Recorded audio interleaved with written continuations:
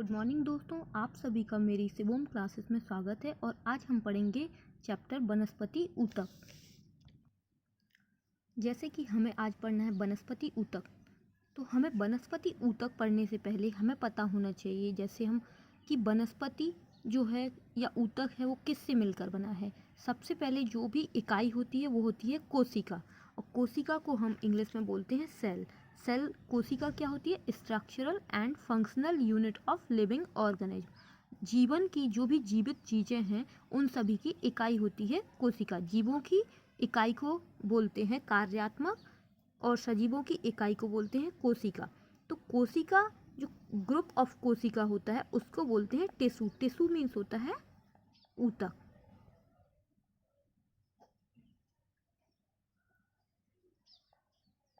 और ये होता है कोशिका। कोशिका जो है स्ट्रक्चरल एंड फंक्शनल यूनिट होती है सजीवों की, और कोशिका का ही मिलकर बनता है टिश्यू। टिश्यू की अगर हम परिभाषा देखें तो group of cells similar in origin and function.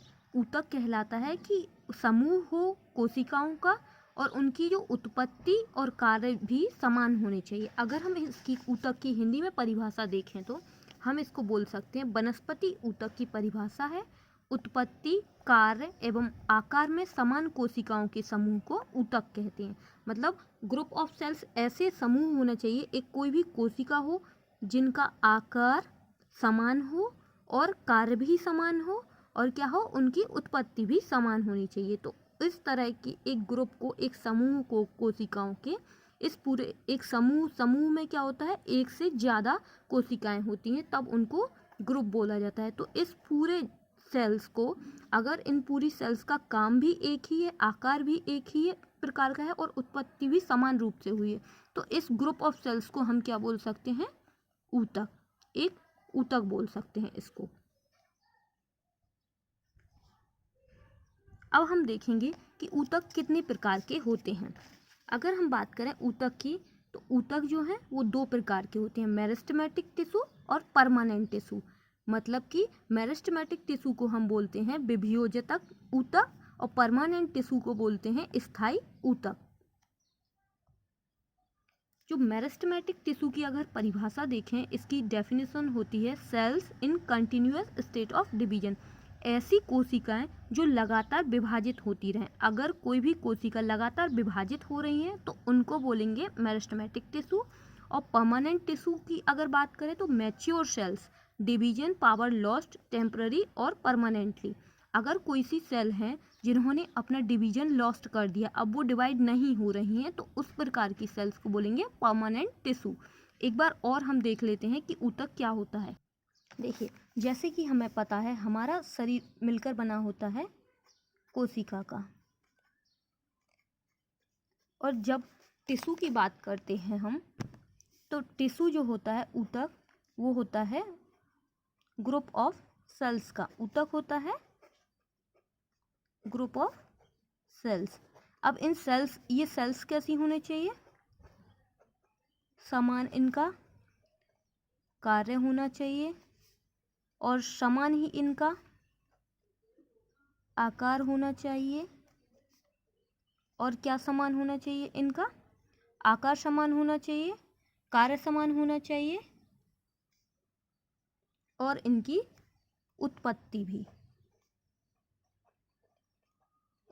भी क्या होनी चाहिए? समान होनी चाहिए। अगर ये तीनों ही नेचर एक ग्रुप ऑफ सेल्स में है, इनकी एक ग्रुप ऑफ सेल्स मतलब एक से ज़्यादा जो कोशिका हैं, कोशिकाओं की संख्या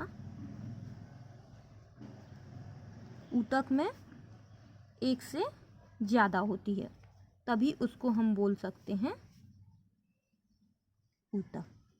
ऊतक में कोशिकाओं की संख्या एक से ज़्यादा होती है और वो समान कार्य करते हैं, समान आकार होता है और समान उत्पत्ति होती है। इस प्रकार के ग्रुप ऑफ सेल्स को क्या बोल देते हैं हम? ऊतक। अब अगर हम बात करें ऊतक के प्रकार की, तो ऊतक जो है वनस्पति विज्ञान में, अगर हम वनस्पति ऊतक की बात करें, वनस्पति ऊतक जो प्लांट्स के टिश्यूज होते हैं वो कितने प्रकार के होते हैं? 2 प्रकार के होते हैं। वो ये होते हैं 2 टाइप्स के। फर्स्ट जो होते हैं वो होते हैं विभज्योतक, विभज्योतक ऊतक, इनको इंग्लिश में बोलते हैं मेरिस्टेमेटिक टिश्यू। और जो सेकंड होते हैं वो होते हैं स्थायी ऊतक। स्थायी का मतलब होता है परमानेंट होना कोई चीज, परमानेंट टिश्यू। अब जैसे कि नाम से पता चल रहा है मेरिस्टेमेटिक मीन्स होता है इनमें जो पावर होगी ये कैपेबल होंगे, कैपेबल फॉर डिवीजन। इनकी जो कोशिकाएं होंगी वो डिवीजन कर सकती हैं, मतलब ये विभाजित हो सकती हैं। इनमें विभाजन की क्षमता होती है। और साथ ही जो परमानेंट टिश्यू होते हैं इनके साथ क्या होता है कि ये अनकैपेबल होते हैं या नॉट डिवाइड। ये जो है डिवाइड नहीं होते हैं, डिवीजन नहीं होता है इनमें। ये होता है डिफरेंस बिटवीन विभज्योतक और जो है स्थायी ऊतक के बीच में अंतर होता है। चलिए हम एक बार और समझ लेते हैं कि ऊतक क्या होता है। देखिए कोश, जब भी हम किसी जीव की एकात्मक इकाई की बात करेंगे कि इकाई क्या होती है, मतलब जैसे हमारा एक पूरा पेड़ है तो पूरा का पूरा जो पेड़ है वो किस चीज़ से मिलकर बना होता है? उनकी जो, अगर हम देख रहे हैं एक पेड़ है वो किससे मिलकर बना होता है? कोशिका। कोशिका जो है वो इकाई होती है, इकाई। जैसे कि कोई एक घर है, अगर हमने देखा है एक घर है, घर किससे मिलकर बना होता है? ईंटों से मिलकर बना होता है। तो ईंट इस घर की क्या हुई? इकाई हुई है। ईंट जो है इस घर को बनाने के लिए इकाई है। इसी प्रकार पेड़ पौधों में या जीवों में इनकी इकाई होती है कोशिका। जो भी एनिमल्स या प्लांट बनते हैं वो किससे मिलकर बने होते हैं? ग्रुप ऑफ कोशिका के, जो ग्रुप ऑफ सेल्स होती हैं उन्हीं से मिलकर बने होते हैं। तो जो बेस होता है वो होता है कोशिका। अब हम देखेंगे कोशिका को जो है जीवों की क्रियात्मक और संरचनात्मक इकाई बोला जाता है। इसको जो कोशिका है उसको क्रियात्मक एवं संरचनात्मक इकाई कहा जाता है, इकाई कहते हैं। अब जो कोशिका है उसमें ग्रुप ऑफ सेल्स मिलकर ऊतक का फॉर्मेशन करते हैं। जब बहुत सारी कोशिकाएं मिलेंगी और उन कोशिकाओं की जो स्पेसिफिक जो नेचर है, उनकी जो है विशेषताएं हैं, ऊतक होने के लिए उनकी विशेषताएं होनी चाहिए। क्या विशेषताएं होनी चाहिए? उनका समान कार्य होना चाहिए, समान आकार होना चाहिए और समान उत्पत्ति होना चाहिए। जो भी ग्रुप ऑफ सेल्स हैं इन सभी सेलों का जो विशेषता है वो ये होनी चाहिए, ये समान कार्य करना चाहिए, समान आकार होना चाहिए और समान ही उत्पत्ति होनी चाहिए। तो इस प्रकार का जो ग्रुप ऑफ सेल्स है उसको बोलेंगे, कोशिकाओं के समूह को ऊतक बोल देंगे। अब जो ऊतक होते हैं उनका जो है वनस्पति ऊतक जो है 2 प्रकार के होते हैं। एक पहला जो होता है विभज्योतक ऊतक, इसको बोलते हैं मेरिस्टेमेटिक टिश्यू, मतलब कि जो इस तरह की जो सेल होंगी वो डिवाइड करेंगी, डिवीजन में भाग लेंगी। इसका डिवीजन का मतलब ये होता है अगर कोई एक सेल है तो वो डिवाइड होके 2 सेल बना लेगी, मतलब इसमें डिवीजन हो सकता है। इस प्रकार की सेल जो हैं वो मेरिस्टेमेटिक टिश्यू कहलाएंगे। इस प्रकार के जो भी टिश्यू रहेंगे वो डिवाइड होंगे। अगर हम देखें कि मेरिस्टेमेटिक टिश्यू शुरुआत में ये 4 सेल का है तो इनमें डिवीजन की पावर रहेगी और हो सकता है कि ये डिवाइड होके बाद में 8 सेल बना ले, 8 से 16 सेल बना ले। इस तरह से ये डिवाइड होके आकार इनका बदलता रहेगा, आकार चेंज होता रहेगा या बड़ा हो जाएगा, ऐसे डिवाइड हो सकती हैं इसमें। और जो परमानेंट टिश्यू होती हैं इनका क्या होता है, ये जैसी सेल होती हैं, जैसा ग्रुप ऑफ टिश्यू होता है वो वही रहेगा, क्योंकि इनमें डिवीजन की पावर नहीं होती है स्थायी ऊतक में। चलिए अब हम और विशेषताएं देखते हैं। सबसे पहले विभज्योतक ऊतक की। विभज्योतकी ऊतक इसको जो है मेरिस्टेमी ऊतक कोशिकाओं में विभाजन की क्षमता होती है। इनमें क्या होता है, इनका जो नेचर है उसमें इनमें डिवीजन की पावर होती है। इनकी कोशिकाएं गोल, अंडाकार या बहुभुजाकार होती हैं। इसकी जो सेल हैं उनका शेप या तो गोल हो सकता है या फिर जो है ऑब्लिंगर हो सकता है, जो है अंडाकार हो सकता है, और बहुभुजाकार भी हो सकती हैं। इनकी विशेषताएं क्या है, कोशिकाएं जो है छोटी या पतली भित्ति वाली हो सकती है। जो भी सेल है उनकी जो भित्ति रहेगी, सेल वॉल रहेगी, वो बहुत ही थिन होती है। कोशिका द्रव्य घना होता है। घना मीन्स डेंस होगा या सघन होगा, बहुत ज़्यादा जो है थोड़ा लिक्विड नहीं होगा, उसका घना होगा, डेंस होगा। धानियाँ कम, जो रस धानियाँ होती हैं वो कम होती हैं इस प्रकार की सेल में, छोटी या फिर अनुपस्थित होती हैं, या तो कम होंगी या बहुत छोटी होगी या फिर एब्सेंट ही होती हैं इस प्रकार की जो मेरिस्टेमेटिक सेल होती हैं उनमें। इन कोशिकाओं में केंद्रक अपेक्षाकृत बड़ा होता है और जो न्यूक्लियस होता है इस प्रकार की सेल में वो बड़ा होता है। कोशिकाओं के बीच अंतरा कोशिकीय स्थान नहीं होते। इसका मतलब ये है कि अगर दो कोशिकाएं हैं तो इन दोनों के बीच में स्पेस नहीं होता है। जो बीच बीच में स्पेस इस तरह का है ये नहीं होता है, बहुत ही पास पास और सटी हुई होती हैं कोशिकाएं, तो इनके बीच में जो है अंतरा कोशिकीय स्थान नहीं होता है। ये सदैव विभाजन करके नई कोशिका बनाती हैं, मतलब कि ये नहीं होगा और इस तरह से होंगी, और ये हमेशा जो नई कोशिकाएं हैं वो विभाजन करके नई कोशिकाएं बनाती हैं। चलिए हम और पढ़ते हैं meristematic tissue of the shoot और मेरिस्टेम। मेरिस्टेमेटिक टिश्यू को विभेदक बोलते हैं, और अगर हमें इसकी परिभाषा की बात करें तो वे सेल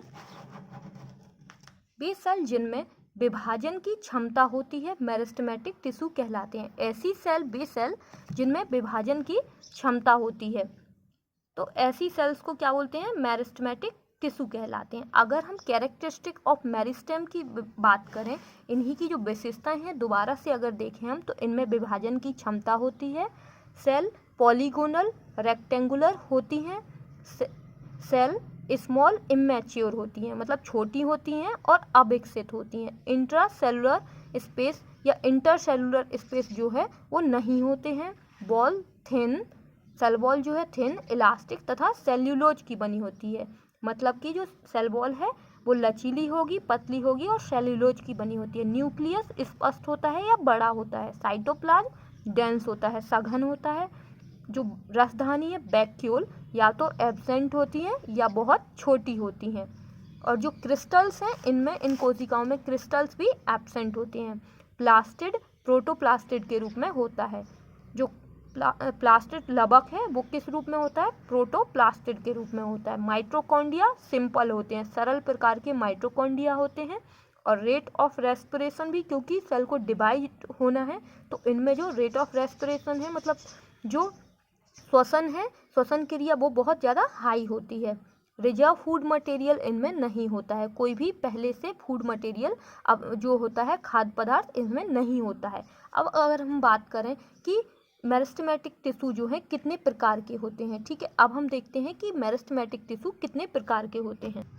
चलिए हम लोग बात करते हैं कि मेरिस्टेमेटिक टिश्यू कितने प्रकार के होते हैं।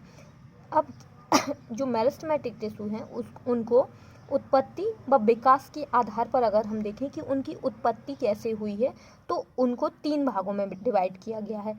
जो फर्स्ट है उसको बोलते हैं प्राक विभेदक, मतलब जैसे जैसे उत्पत्ति हो रही है। तो जो पहला मेरिस्टेम होता है उसको बोलते हैं प्रो मेरिस्टेम, और दूसरा जो है उसको बोलते हैं प्राथमिक विभेदक, प्राइमरी मेरिस्टेम। द्वितीयक मेरिस्टेम जो है द्वितीयक विभेदक मीन्स द्वितीयक मेरिस्टेम। अभी सिर्फ आप नाम देख लीजिए, बाद में हम इनको समझते हैं कि कैसे इनका मतलब होता क्या है, थ्योरी क्या होती है इनकी।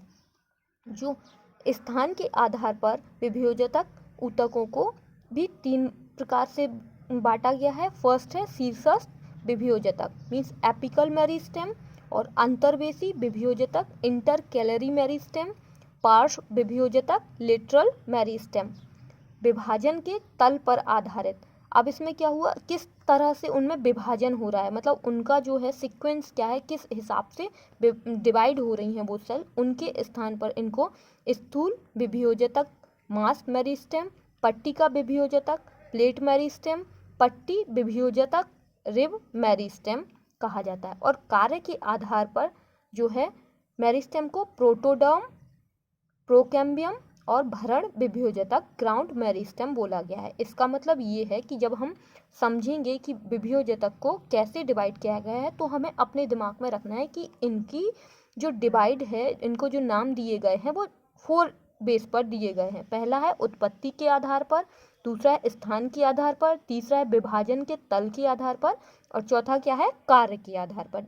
इन 4 आधार को मानकर उनको डिवाइड किया गया है मेरिस्टेमेटिक टिश्यू को कि ये इतने प्रकार के होते हैं। अगर हम उत्पत्ति की बात करें, मतलब कि सबसे पहले क्या होता है, जब भी हम प्लांट लगाते हैं तो पहले जो होता है वो एक सीड आता है।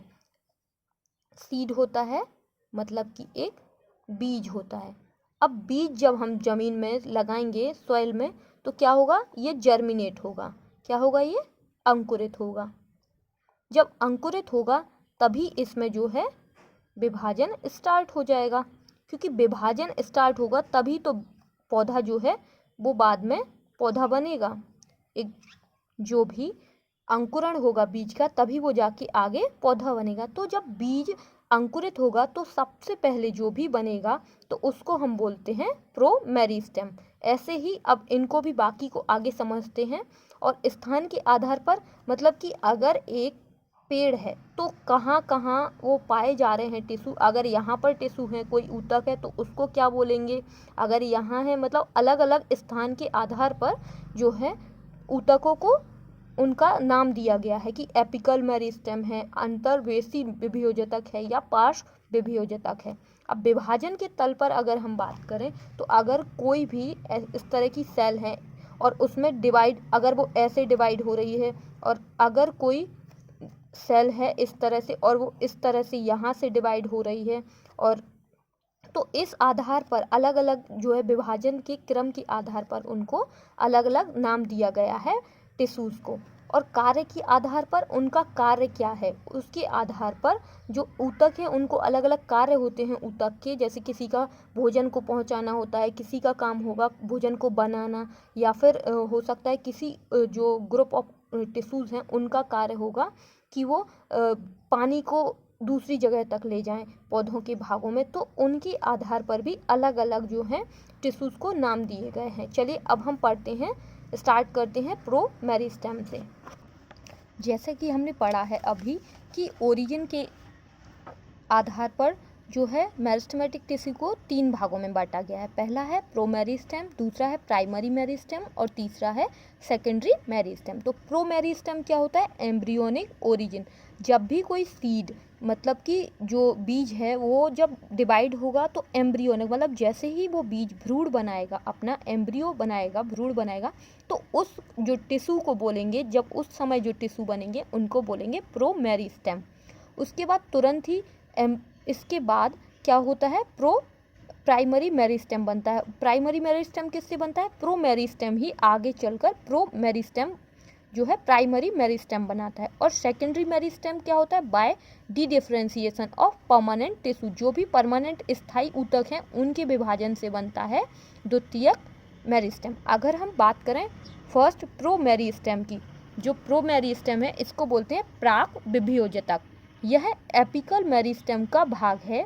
यह प्लांट के ग्रोइंग रीजन में होता है। यह एम्ब्रियो से डेराइव होता है, मतलब एम्ब्रियो से बनता है। अगर हम इसको समझें प्रोमेरिस्टेम को, तो यह क्या है, एपिकल मेरिस्टेम का भाग है। अब आपको पता नहीं होगा अभी कि एपिकल मेरिस्टेम क्या होता है। तो एपिकल मेरिस्टेम जब हम इसकी संरचना देखेंगे कि एपिकल होती क्या है, शीर्षस्थ भाग बोलते हैं। अगर हम इस स्ट्रक्चर को देखें तो देखिए, ये एक, मान लिया हमने एक पौधा है और ये जो ऊपर की संरचना है, जो शीर्ष होता है, उसको बोलते हैं एपिकल मेरिस्टेम, मतलब कि शीर्षस्थ विभ्योजतक बोलते हैं इसको। और जो यहाँ पर होती है साइड साइड में जो यहाँ अलग से निकलती है बड, उनको बोलते हैं, संधि पर जो होती है उनको बोलते हैं इंटर कैलरी मेरिस्टेम रीजन। और जो लंबे लंबे इस तरह से जो सीधे सीधे जो लंबाई बढ़ाने में सहायक रहेंगे इस तरह की जो है, उनको बोलते हैं लेटरल मेरिस्टेम। और जब ये डिवाइड होगी तो इससे क्या होगा, जो भी स्टेम होगा, तना होगा, उसकी थिकनेस मतलब गोलाई जो है वो बढ़ती जाएगी। तो अभी हम बात क्या कर रहे हैं, एपिकल मेरिस्टेम की, मतलब कि जो शीर्ष पर है। अभी जैसे हमने इसमें पढ़ा, यह एपिकल मेरिस्टेम का भाग है। जो प्रो मेरिस्टेम है वो क्या है, एपिकल मेरिस्टेम का भाग है। मान लीजिए हमने एक बीज जो है वो सॉइल में लगाया।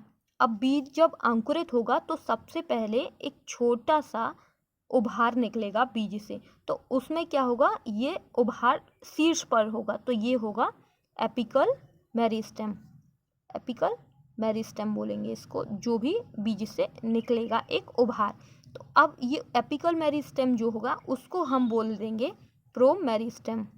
प्रो मेरिस्टेम, इसी का नाम है प्रो मेरिस्टेम। अब जब प्रो मेरिस्टेम है, यही बीज आगे चलकर डिवाइड होगा, ये हो गया प्रो मेरिस्टेम। अब इसके पीछे का जो भी रहेगा उस भाग को हम बोलेंगे प्राइमरी मेरिस्टेम। अब बाकी का जो रहेगा वो होगा primary meristem. Then primary meristem के अलावा जो द्वितीयक वृद्धि, जब पौधा बहुत बड़ा हो जाएगा तो जब द्वितीयक वृद्धि होगी तो बनेंगे इसमें, जब पौधा बड़ा हो जाएगा तो उसमें होगा द्वितीयक मेरिस्टेम। तो हम इसको समझेंगे, इसकी परिभाषा देखेंगे। यह एपिकल मेरिस्टेम का भाग है। यह प्लांट के ग्रोइंग रीजन पर, मतलब जहाँ वृद्धि हो रही होगी उस स्थान पर पाया जाता है। और यह एम्ब्रियो मतलब भ्रूण से ही बनता है, मतलब कि जब शुरुआत होगी, जैसे ही किसी बीज से पौधा बनेगा उस शुरुआत में जो भी ऊतक रहेंगे उन ऊतक को हम जो है प्रो मेरिस्टेम कहते हैं। आपको याद कर लेना है कि विभाजन के समय जो भी ऊतक बनेंगे शुरुआत में उनको हम बोलेंगे प्रो मेरिस्टेम। हमने अभी समझा कि प्राक विभ्योजक प्रो मेरिस्टेम किसे कहते हैं। प्रो मेरिस्टेम हम कहते हैं जो भी एम्ब्रियो बनेगा भ्रूण के समय, जो भी जो है विभ्योजक ऊतक रहते हैं उनको हम बोलते हैं प्रो मेरिस्टेम। अब प्रो मेरिस्टेम ही आगे चलकर क्या बनाता है, प्राथमिक मेरिस्टेम बनाता है, प्राथमिक विभ्योजक बनाता है।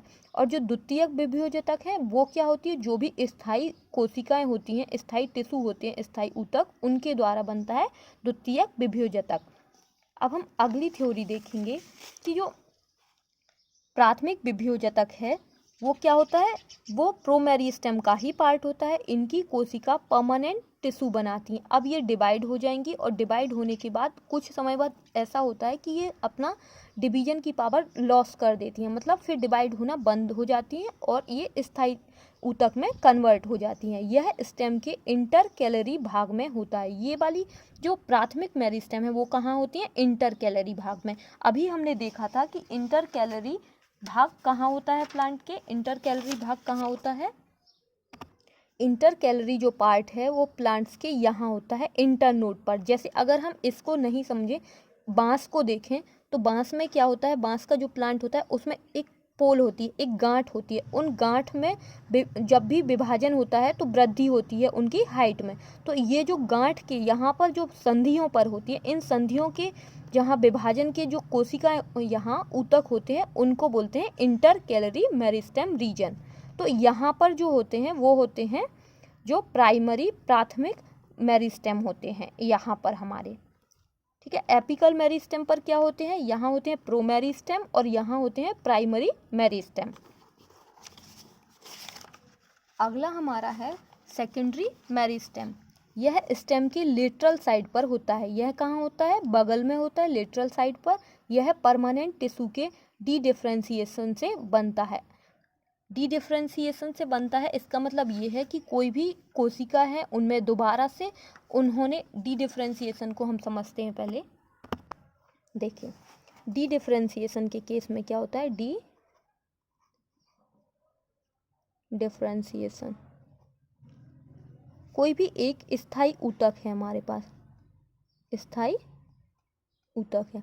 अब स्थायी ऊतक का जो विशेषता होती है, इसकी विशेषता ये होती है कि इनमें डिवीजन की पावर नहीं होती है, ये विभाजित नहीं होते हैं। पर कई बार ऐसा होता है कि ये कोशिका भी दोबारा से, पहले तो ये विभाजित नहीं करती हैं, विभाजित नहीं होती हैं क्योंकि ये नहीं होती है स्थायी ऊतक में। पर कुछ ऐसी कंडीशन आ जाती हैं कि यही कुछ विशेष शर्तों पर यही कोशिकाएं दोबारा से विभाजित होने लगती हैं, विभाजित होने लगती हैं। और अगर ऐसा कोई केस है जहाँ पर कि स्थायी कोशिका विभाजित होके जो है दोबारा से एक सेल से डिवाइड होके 2 सेल बना लें, तो इस प्रकार जो भी जो है टिश्यू बनेंगे उनको बोलते हैं सेकेंडरी मेरिस्टेम। सेकेंडरी मेरिस्टेम मतलब कि द्वितीयक विभेदजतक। अब इससे आपको क्या पता चल रहा है कि प्राइमरी जो विभेदजतक है वो क्या होगा। प्राइमरी विभेदजतक जो है वो मेरिस्टेमेटिक टिश्यू से ही बनता है। मेरिस्टेमेटिक टिश्यू की ही कोशिकाएं, मतलब जिनमें विभाजन की पावर है, उन्हीं कोशिकाएं, वही कोशिकाएं जो है आगे विभाजित होकर बनाती हैं प्राइमरी विभेदजतक। और जो द्वितीयक मेरिस्टेम है उसमें क्या होती है, इसमें विशेष रोल रहता है स्थायी ऊतक का। अगर हम बात करें, देखिए प्राइमरी विभेदजतक की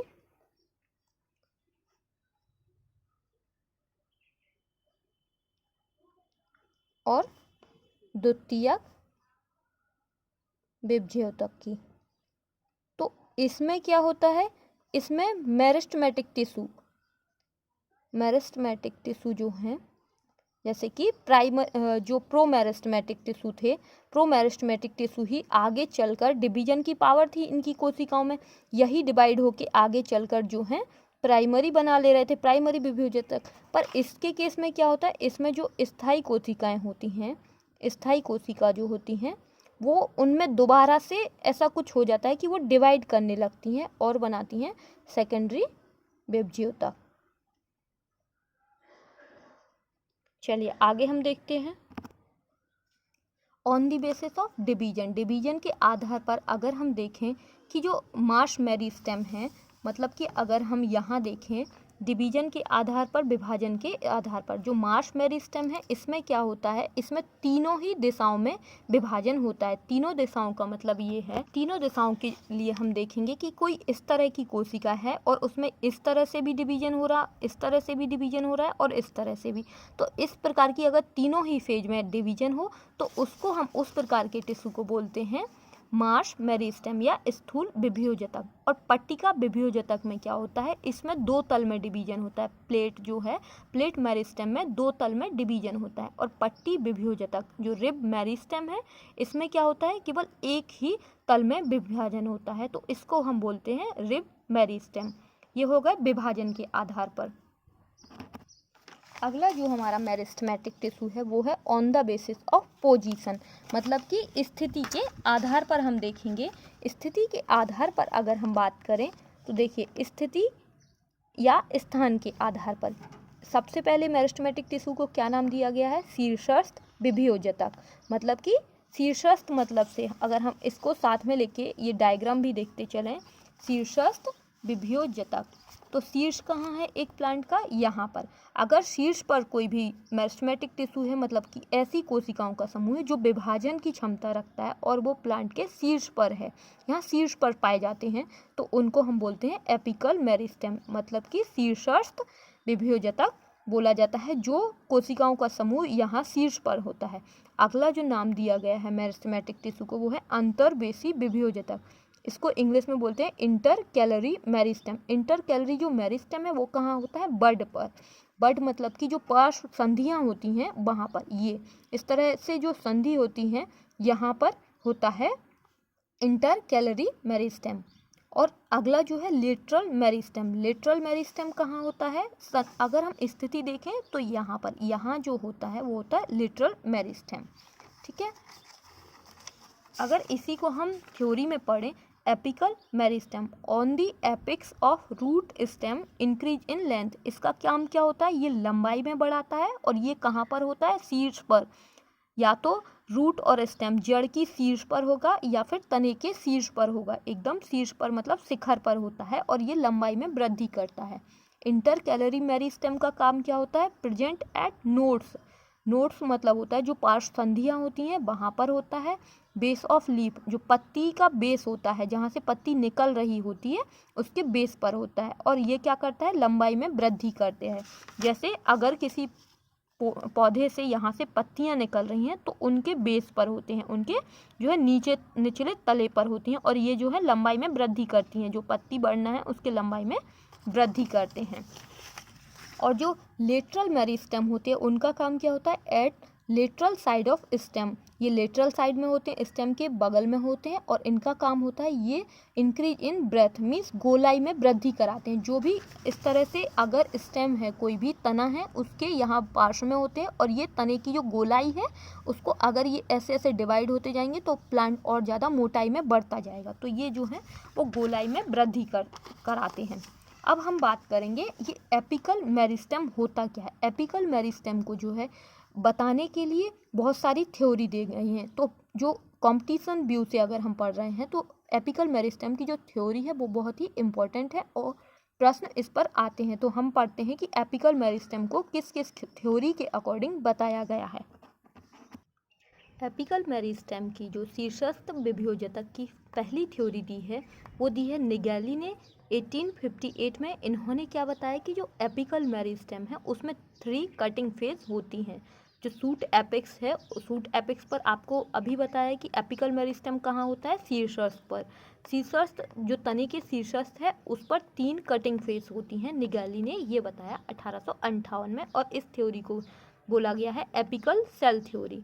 सेकेंड जो थ्योरी दी गई है वो उस थ्योरी का नाम है हिस्टोजन थ्योरी और ये किसने दी थी, हैंस्टीन ने। हैंस्टीन ने 1857 में हिस्टोजन थ्योरी दी और इन्होंने भी यही बताया कि जो एपिकल मेरिस्टेम है वह सूट एपेक्स पर होता है और सूट एपेक्स में 3 लेयर का बना होता है। फर्स्ट लेयर का इन्होंने नाम दिया डर्मेटोजन, देन पेरिब्लेम और प्लीरोम। इन्होंने नाम दिया हिस्टोजन थ्योरी में कि 3 लेयर होती है सूट एपेक्स में जो कि डर्मेटोजन, पेरिब्लेम और प्लीरोम से मिलकर बना होता है। क्या एपिकल मेरिस्टेम 3 लेयर का बना होता है। जो थर्ड थ्योरी है वो दी है हैबरलैंड थ्योरी और इन्होंने भी यही बोला कि जो एपिकल मेरिस्टेम है वो 3 पार्ट्स का बना होता है। फोर्थ थ्योरी है ट्यूनिका कार्पस थ्योरी। ये कॉम्पिटिशन में पूछी जाती है कि ट्यूनिका कॉर्पस थ्योरी किसने दी। तो ट्यूनिका कॉर्पस थ्योरी जो है वो स्किमिड ने दी है 1924 में और इसको सपोर्ट किया है फोस्टर ने। फोस्टर ने जो ट्यूनिका कॉर्पस थ्योरी है उसको सपोर्ट भी किया है। इसमें इन्होंने बोला कि जो एपिकल मेरिस्टेम है वो 2 पार्ट से मिलकर बना होता है। फर्स्ट जो पार्ट है उसको बोलते हैं ट्यूनिका और जो सेकंड लेयर होती है उसको बोलते हैं कॉर्पस। इन्होंने कहा कि जो शीर्षस्थ विभेदक है वो 2 जो है लेयर का बना होता है, ट्यूनिका और कॉर्पस। जो फिफ्थ थ्योरी दी है वो एन्यो इनिशियल एंड मेरिस्टेम डिनेंट थ्योरी। इस थ्योरी को दिया गया है वॉवर्ड और क्लोअर ने दिया है और इनके अकॉर्डिंग भी जो एपिकल मेरिस्टेम है वो 3 पार्ट्स का बना होता है। अगर हम बात करें कि डर्मेटोजन, पेरिब्लेम, प्लीरोम क्या होता है तो डर्मेटोजन क्या होता है, यह आउटर मोस्ट लेयर है जो कि ब्रिक शेप्ड सेल की बनी होती है, मतलब ईंटनुमा जो कोशिकाएं हैं उनकी बनी होती है। अगर हम स्ट्रक्चर यहाँ देखें एपिकल मेरिस्टेम का तो एपिकल मेरिस्टेम क्या होता है कि यह शीर्ष पर होता है। ये किसी भी तने का ये शीर्ष है और उसके जो अपर भाग है वहाँ पर होता है डर्मेटोजन। डर्मेटोजन हमने जो फर्स्ट नाम दिया गया है वो दिया है डर्मेटोजन। यह आउटर मोस्ट लेयर है। देखिए ये एकदम से आउटर मोस्ट लेयर है, सबसे बाहरी लेयर होती है। यह ईंट शेप की संरचनाओं की बनी होती है। तो ये ईंट होती है, ईंट के समान संरचना वाली ये कोशिकाओं की लेयर होती है। यह स्टेम में एपिडर्मिस तथा रूट में पेरीफेरस लेयर बनाती है। अभी हम स्टेम की संरचना देख रहे हैं तो ये जो अपर पार्ट बना रहा है ये क्या बना रहा है, एपिडर्मिस। इस जो लेयर को नाम दिया गया है इस लेयर को हम बोलते हैं एपिडर्मिस बोलते हैं। और रूट अगर यही भाग रूट का पढ़ते तो वहाँ उस सेल को एपिडर्मिस की जगह पेरीफेरस लेयर बोलते। रूट में यह कैलेप्ट्रोजन का निर्माण करता है। रूट में क्या होता है, यह कैलेप्ट्रोजन। अगर हम रूट का स्ट्रक्चर देखें तो यहीं पर ये देखिए ये थिक लेयर है, इस थिक लेयर को बोला जा रहा है कैलेप्ट्रोजन। इसमें रूट में क्या है, डर्मेटोजन, पेरिब्लेम, प्लीरोम। डर्मेटोजन जो है वो सबसे बाहरी लेयर हो गई है, पेरिब्लेम ये बीच की लेयर हो गई है और प्लीरोम जो है वो सेंटर वाली लेयर है, प्लीरोम। तो ये है जड़ का अनुदैर्ध्य कार्ड जिसमें कैलेप्ट्रोजन बना रहा है। यही एपिकल मेरिस्टेम का जो अपर लेयर है, क्या है अपर लेयर, डर्मेटोजन। और शीर्ष की अगर संरचना की बात करें तो देखिए शीर्ष में क्या है, प्लीरोम ये सेंटर में है, प्लीरोम। पेरिब्लेम ये जितनी भी कोशिकाएं हैं ये पूरा पार्ट जो है बाजू वाला ये है ये पेरिब्लेम का। और डर्मेटोजन क्या है, डर्मा मीन्स होता है अपर लेयर। तो ये स्किन जो बना है, डर्मा मीन्स होता है स्किन, तो अपर लेयर जो हो गई है वो हो गई है डर्मेटोजन। और ये क्या है, रूट में यह कैलेप्ट्रोजन का निर्माण करती है जो कि रूट कैप का निर्माण करती है। यहाँ रूट का स्ट्रक्चर देखें तो ये क्या बना रहा है, रूट कैप। रूट कैप का मूल गोप, रूट कैप को बोलते हैं मूल गोप का निर्माण करते हैं।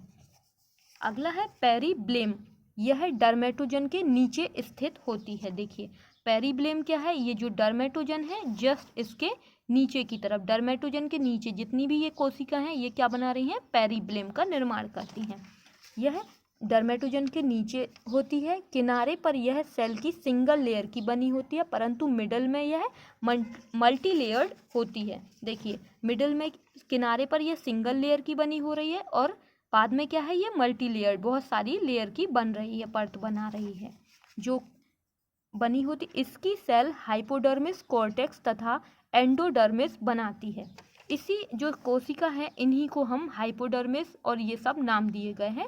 अगर हम हाइपोडर्मिस की बात करें कि जब हम तने का स्ट्रक्चर पढ़ेंगे तो इसी को जो है एपिडर्मिस, हाइपोडर्मिस, कॉर्टेक्स नाम दे देते हैं इन्हीं को। तो इसके अकॉर्डिंग जो है पेरिब्लेम क्या फॉर्मेशन करती है।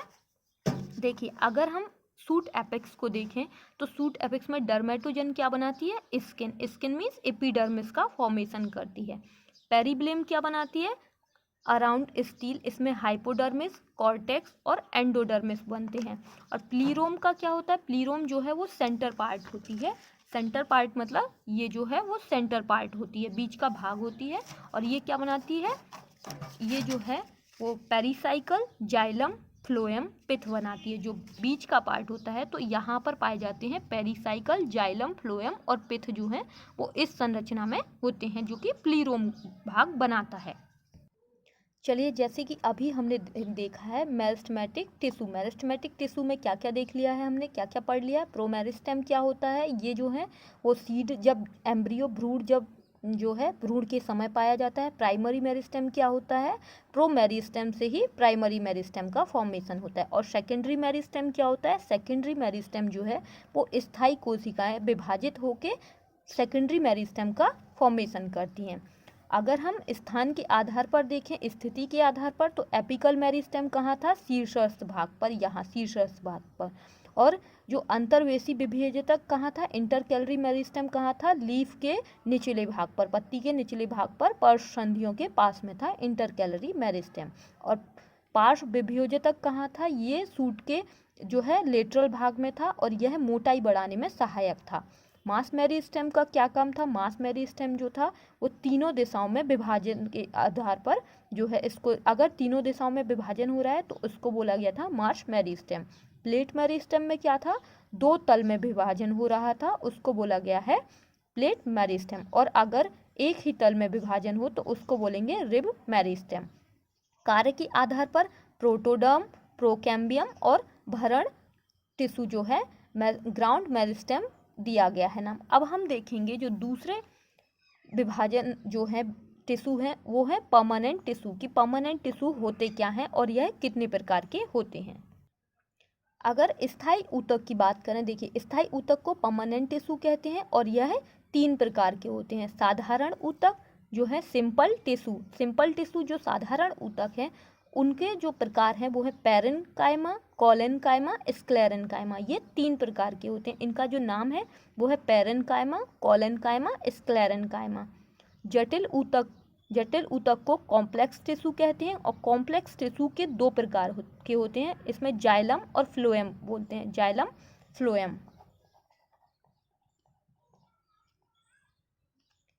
थर्ड है विशिष्ट ऊतक या स्रावी ऊतक, इसमें स्पेशल और सिक्रेटरी टिश्यू होते हैं जो कि 2 प्रकार के हैं, लेटिसिफेरस टिश्यू और हैं ग्लैंडुलर टिश्यू। अब हम आगे जब पढ़ेंगे तो पहले पढ़ेंगे साधारण ऊतक जो परमानेंट टिश्यू है उनमें साधारण ऊतक सिंपल टिश्यू क्या होते हैं।